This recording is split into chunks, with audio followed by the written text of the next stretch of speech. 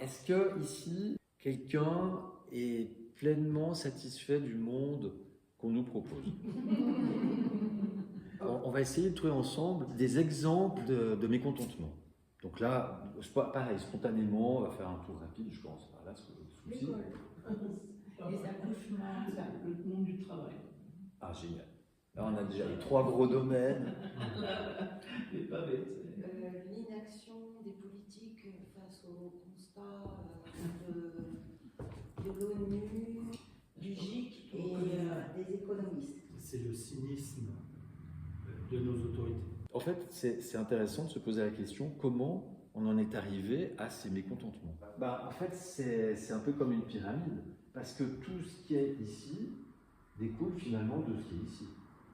Parce que dans notre système, si je dis on n'est pas en démocratie, pourquoi je peux affirmer que c'est vrai, que personne ne peut me contredire? Si tu veux du monde pour l'affirmer avec toi, Mais il y a un mot qui fait que je peux dire j'ai forcément raison. C'est qu'on est en démocratie représentative.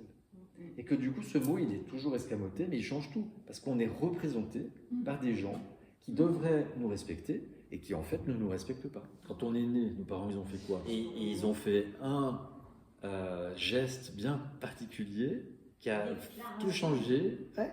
déclaration à la mairie, Et ben voilà. de naissance. Ils nous ont inscrits à la mairie. Et donc, on est devenu, on est passé de l'être humain à citoyen.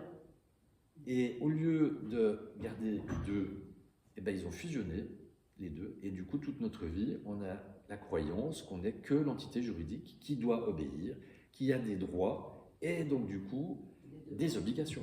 La démocratie a été mise en place par le complexe financier hollando-britannique et qui en fait ont mis en place tout un système en se servant du public pour les intérêts privés. L'autre piège, c'est que les gens qui sont au gouvernement, comment ils ont acquis ce pouvoir en fait?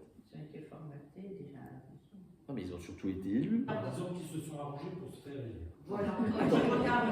Oui, mais justement, on va creuser un petit peu. Et qu'est-ce qu'on fait au bureau de vote?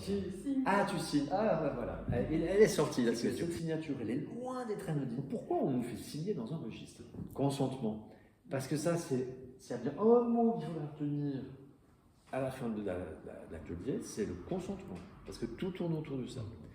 Et pour moi, cette signature, ça veut dire je valide le scrutin, le vainqueur ou la vainqueur, je valide tout le système globalement et le gouvernement qui va suivre pendant 5 ans.